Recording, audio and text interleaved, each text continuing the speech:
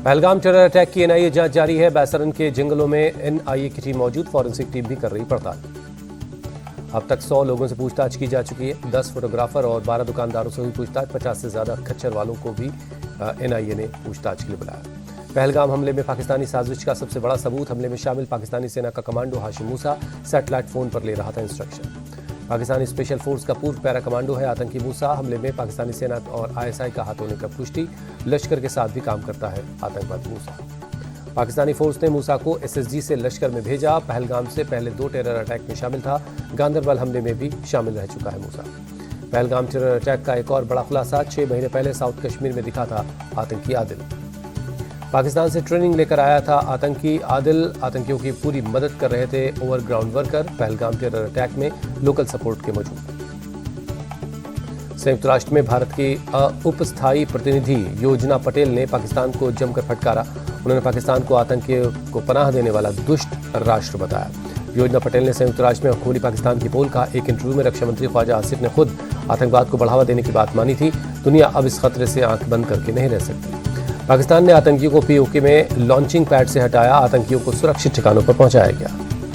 PoK में आतंकियों के 42 लॉन्चिंग पैड एक्टिव हैं। लॉन्चिंग पैड पर मुस्तैद थे करीब 130 आतंकी। बिलावल भुट्टो जरदारी के खून बहाने वाले बयान पर आंध्र प्रदेश के डिप्टी सीएम पवन कल्याण बोले, उन्हें याद दिलाना चाहिए कि वो पिछले 3 युद्ध कैसे हारे थे। उन्हें अपने देश के अतीत की याद दिलानी चाहिए। पहलगाम हमले के बाद सरकार का बड़ा फैसला, कश्मीर के 48 पर्यटक स्थलों को बंद किया गया। गुलमर्ग, सोनमर्ग, डल लेक इलाके में बंद हुआ आना जाना। प्रमुख पर्यटक स्थलों को बंद करने से आवाजाही बंद है। कश्मीर घाटी में आतंकियों के खिलाफ बड़ा सर्च ऑपरेशन। आतंकियों और उनके मददगारों के खिलाफ सेना का ऑपरेशन। श्रीनगर में कई संदिग्धों के घरों पर रेड। पाकिस्तान की तरफ से एलओसी पर फिर हुई फायरिंग। लगातार 5वें दिन पाकिस्तान ने तोड़ा सीज फायर। पाकिस्तान ने कुपवाड़ा बारामूला की तरफ फायरिंग की। अखनूर सेक्टर में भी पाकिस्तान की तरफ से हुई फायरिंग। रक्षा मंत्री राजनाथ सिंह ने पीएम मोदी को भारतीय सेना की तैयारी की जानकारी दी। सूत्रों के मुताबिक राजनाथ सिंह ने कहा, हर मोर्चे पर हमारी सेना तैयार है। रक्षा मंत्री राजनाथ सिंह ने पीएम मोदी से सोमवार को करीब 40 मिनट तक मुलाकात की। बातचीत के दौरान एनएसए अचित डोवल भी मौजूद रहे। भारत पाकिस्तान तनाव के बीच भारतीय सेना में बड़ा बदलाव। वायुसेना को मिलेगा नया vice chief. Air marshal Narmadeshwar Tiwari संभालेंगे कमान। एयर मार्शल आशुतोष दीक्षित नए सीआईएससी के रूप में संभालेंगे जिम्मा। तीनों सेनाओं के बीच समन्वय बनाने का काम करता है सीआईएससी। भारतीय सेना के उत्तरी कमान की नया लेफ्टिनेंट जनरल मिलेगा। लेफ्टिनेंट जनरल प्रतीक शर्मा को दी जाएगी उत्तरी कमान की जिम्मेदारी। पाकिस्तान के साथ तनाव के बीच भारत और फ्रांस में बड़ा रक्षा सौदा। 26 राफेल एम फाइटर जेट के लिए 63,000 करोड़ रुपए की डील पर मोहर लगी। पहलगाम हमले के चश्मदीद ऋषि भट्ट का दावा, जिन जिप लाइनर चलाने वालों के अल्लाह अकबर कहने के बाद फायरिंग शुरू हुई। आतंकी धर्म पूछकर लोगों को गोली मार रहे थे।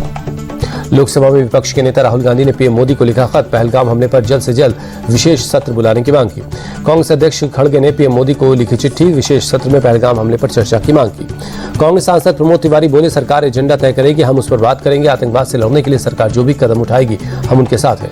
विशेष सत्र बुलाए जाने की मांग पर बोले आरजेडी सांसद मनोज झा, जब पूरी संसद एक स्वर में बोलती है तो दुनिया के देशों तक संदेश जाता है। आज वो समय आ गया है। विशेष सत्र बुलाए जाने की मांग पर अनुराग ठाकुर बोले, आज सदन में चर्चा से ज्यादा ऐसे कदम उठाने की जरूरत है जिससे पाकिस्तान को करारा जवाब दिया जा सके। विपक्ष के जरिए विशेष सत्र बुलाए जाने की मांग पर चिराग पासवान बोले, मुझे लगता है कि सरकार सही समय पर यह फैसला करेगी। कांग्रेस के गायब पोस्ट पर चिराग पासवान बोले, ये गलत है, ये मुद्दा संवेदनशील है, इसकी संवेदनशीलता को समझना विपक्ष की भी जिम्मेदारी है। कांग्रेस के गायब पोस्ट पर बिहार के उप मुख्यमंत्री सम्राट चौधरी बोले, विपक्ष के नेता का ही देश के लोगों को अता पता नहीं रहता। कांग्रेस पर हमलावर हुए बीजेपी नेता शहजाद पूनावाला बोले, कांग्रेस के कुछ नेता पीड़ितों को झूठा साबित करने में लगे हैं। मल्लिकार्जुन खड़गे को बताना चाहिए कि कांग्रेस का सामूहिक स्टैंड क्या है। अखिलेश यादव ने ट्वीट कर पूछे सवाल, लिखा, पूछता है पहलगाम का पर्यटक खतरों के बीच मेरी रक्षा करने वाला कोई वहां क्यों नहीं था। अटारी बॉर्डर पर आज भी गाड़ियों की कतारें हैं। मेडिकल वीजा और शॉर्ट टर्म वीजा वालों की मियाद आज खत्म हो रही है। आज के बाद भारत में रहने वाले पाकिस्तानियों के खिलाफ होगी कार्रवाई। जुर्माना और सजा का प्रावधान होगा। गुजरात में अवैध बांग्लादेशियों के खिलाफ कार्रवाई। अब तक 6,500 अवैध बांग्लादेशी पकड़े गए। अहमदाबाद के चंदोल झील क्षेत्र में अतिक्रमण के खिलाफ चला अभियान। लेक की जमीन पर बने 2,600 से ज्यादा घर। 10 से 15,000 अवैध बांग्लादेशियों के कब्जे का दावा। गुजरात के वलसाड में 7 अवैध बांग्लादेशी प्रवासी हिरासत में लिए गए। एक कपड़ा फैक्ट्री में काम कर रहे थे। वलसाड के एसपी करण राज वघेला ने जानकारी दी। दिल्ली के भारत मंडपम में युग्म कॉन्क्लेव में शामिल हुए पीएम मोदी। शॉल और मोमेंटो देकर उनका सम्मान किया गया। युग्म इनोवेशन कॉन्क्लेव पीएम मोदी बोले, कैपेसिटी और डीप टेक में भारत की भूमिका को बढ़ाने की कोशिश हो रही है। पीएम मोदी बोले, वैश्विक मानकों को ध्यान में रखकर देश में नई राष्ट्रीय शिक्षा नीति लाई गई है। One nation one digital infrastructure का भी हुआ निर्माण। पीएम मोदी ने सभी देशवासियों को परशुराम जयंती की शुभकामनाएं दी। एक्स पर लिखा, शस्त्र और शास्त्रों के दिव्य ज्ञान के लिए पूजनीय भगवान परशुराम की कृपा से हर किसी की जीवन साहस और सामर्थ्य से परिपूर्ण है, यही कामना है। रायबरेली में 2 मेगावाट एटम सोलर प्लांट का उद्घाटन, राहुल गांधी ने विसाका इंडस्ट्रीज लिमिटेड में उद्घाटन किया। एटम इलेक्ट्रिक चार्जिंग स्टेशन भी शुरू किया। यूपी के रायबरेली में राहुल गांधी ने नेता सुभाष चंद्र बोस की प्रतिमा का अनावरण किया। कांग्रेस कार्यकर्ताओं की भीड़ उमड़ी। दिल्ली के सीएम रेखा गुप्ता और उपराज्यपाल वीके सक्सेना ने नजफगढ़ नाले का निरीक्षण किया। बीजेपी सांसद प्रवीण खंडेलवाल भी मौजूद रहे। दिल्ली के शालीमार बाग में पहुंची सीएम रेखा गुप्ता और उपराज्यपाल वीके सक्सेना। शालीमार बाग में जीर्णोद्धार कार्य का निरीक्षण किया गया। हरियाणा के सिरसा में बीजेपी नेता मनीष सिंगला को कार्यक्रम से बाहर निकालना डीएसपी को पड़ा भारी। डीएसपी जितेंद्र कुमार राणा का माफी मांगने वाला वीडियो वायरल हुआ। मुंबई के बांद्रा इलाके में इलेक्ट्रॉनिक सामान के शोरूम में लगी भीषण आग, फायर ब्रिगेड की 12 गाड़ियों ने आग पर काबू पाया। बांद्रा इलाके में क्रोमा लिक स्क्वायर मॉल का ऊपरी हिस्सा जलकर खाक। एनसीपी नेता जिशान सिद्दीकी ने फायर ब्रिगेड की लापरवाही का आरोप लगाया।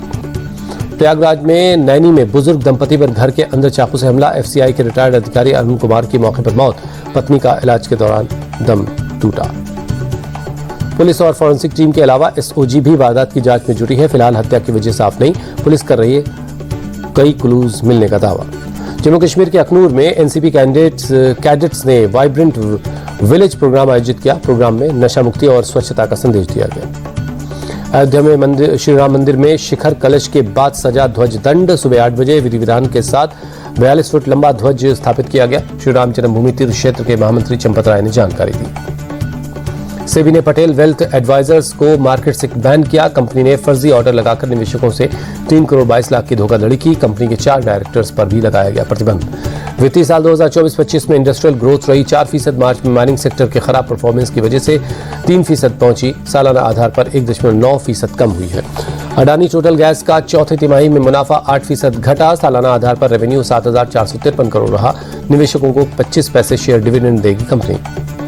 बजाज चेतक का सबसे सस्ता स्कूटर 3503 का अपडेटेड वर्जन लॉन्च हुआ। कंपनी ने 1,10,000 रुपए रखी है शुरुआती कीमत।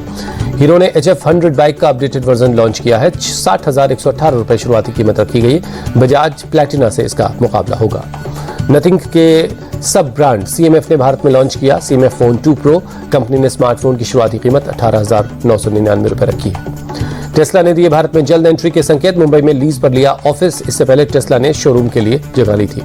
पाकिस्तान के पसनी में बलूचिस्तान लिबरेशन आर्मी ने ISI के ऑफिसर को मार गिराने का दावा किया। प्रेस रिलीज कर जानकारी दी। कनाडा में पीएम मार्क कार्नी के लिबरल पार्टी ने संघीय चुनाव में जीत हासिल की। लगातार चौथी बार लिबरल्स की बनेगी सरकार। कनाडा में चुनाव के बीच अमेरिकी राष्ट्रपति ट्रंप ने फिर कहा, कनाडा को बनाएंगे अमेरिका का 51वां राज्य। आईपीएल में राजस्थान रॉयल्स के वैभव ने रचा इतिहास। शतक जड़ने वाले सबसे युवा क्रिकेटर बने। 14 साल के वैभव सूर्यवंशी ने गुजरात के खिलाफ विस्फोटक पारी खेली। 35 गेंदों में अपना शतक पूरा किया। वैभव सूर्यवंशी आईपीएल में सबसे तेज शतक लगाने वाले दूसरे बल्लेबाज बन गए हैं। सिर्फ क्रिस गेल के नाम वैभव से तेज शतक है। क्रिस गेल ने 30 गेंदों में सेंचुरी बनाई थी। वैभव सूर्यवंशी आईपीएल 2025 में एक पारी में सबसे ज्यादा छक्के लगाने वाले बल्लेबाज बन गए हैं। वैभव ने गुजरात के खिलाफ बल्लेबाजी करते हुए 11 छक्के लगाए। वैभव ने गेंदबाजों को दी चेतावनी, कहा मुझे किसी का डर नहीं। करीम जन्नत के डेब्यू ओवर में 30 रन बनाए। ईशांत शर्मा के ओवर में वैभव सूर्यवंशी ने मचाया तहलका। 3 छक्के और 2 चौके जड़कर 26 रन बटोरे।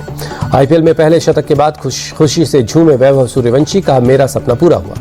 बिहार के समस्तीपुर में वैभव के घर पर जश्न। आईपीएल में 35 गेंदों पर शतक लगाने वाले सबसे कम उम्र के खिलाड़ी हैं वैभव। वैभव की रिकॉर्ड तोड़ बल्लेबाजी से राजस्थान रॉयल्स ने गुजरात को हराया। राजस्थान रॉयल्स ने गुजरात टाइटंस को 8 विकेट से मात दी। साई सुदर्शन ने एक ऑरेंज कैप की रेस में विराट कोहली को छोड़ा पीछे। 24 घंटे में छीन ली विराट की ऑरेंज कैप। 456 रनों के साथ टॉप स्कोरर हैं साई सुदर्शन।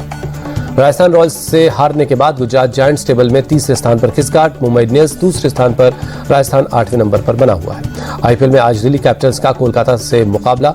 दोनों टीमों के बीच दिल्ली में शाम 7:30 बजे से होगा मैच। दिल्ली कैपिटल्स और कोलकाता नाइट राइडर्स के बीच अब तक आईपीएल में 34 मुकाबले खेले गए। दिल्ली ने 15 मैच जीते, 18 बार कोलकाता ने मारी बाजी।